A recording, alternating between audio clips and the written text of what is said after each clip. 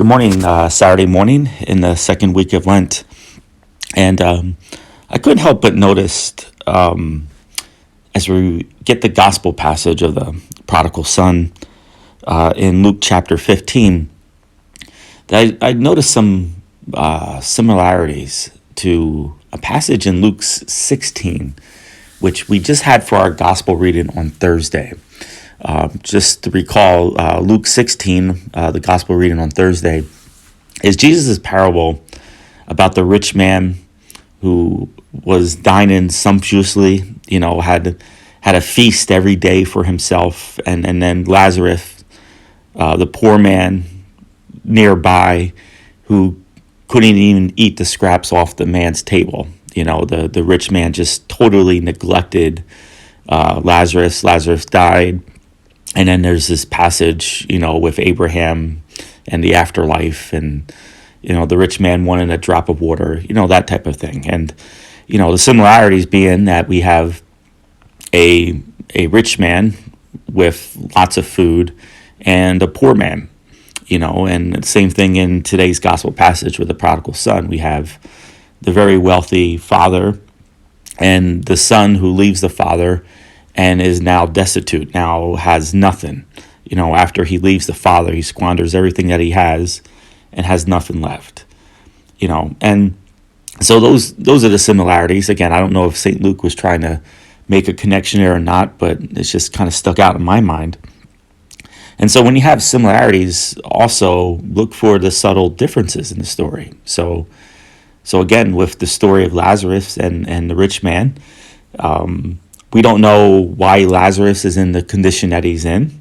I'm going to make the assumption that maybe because there was just some sort of misfortune in his life, some bad breaks, whatever it is.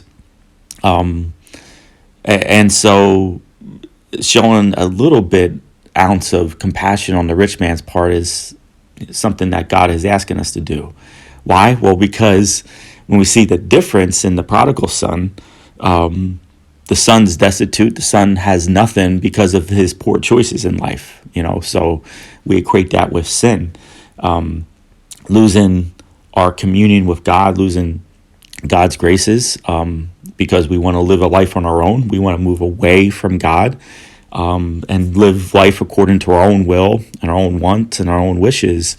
Is going to lead to a very empty and barren life. And yet, so the son comes to his senses, rehearses his sort of apology statement. Father, I've sinned against you. I no longer become your son. He rehearses it and then repeats the line again. Again, a son through his own choices is in the current condition that he's in.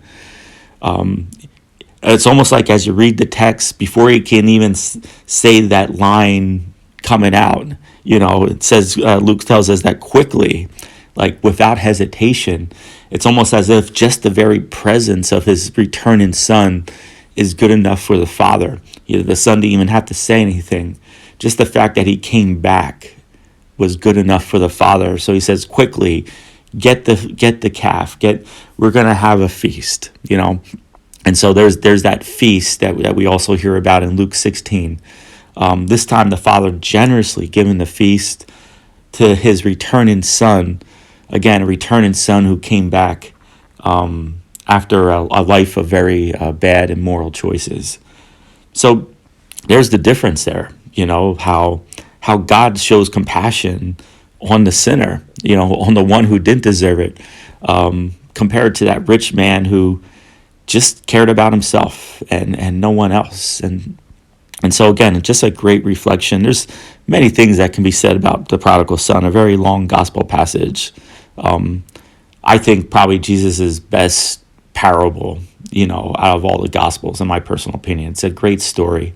So many levels to it. But this one, I think for Lent this morning, we really don't, I think, realize or understand how good God is to us. I know there's a lot of bad things that happen to us in our lives that are on our fault. A lot of unfortunate things happen to us. We didn't plan it. But we can't have our lives no better than that of the divine Son, Jesus Christ. Talk about one who didn't deserve have anything bad ever happen to him, was utterly humiliated, which is what we're getting ourselves ready and prepared for. The time where the Son unjustly is condemned and suffers and crucified. But in 3 days will rise. Again, why? Because the Father is a very good Father, and he will give us our Easter moment too. Whether we deserve it or not, stick with the Father. He will lead us to Easter Sunday. May God bless you.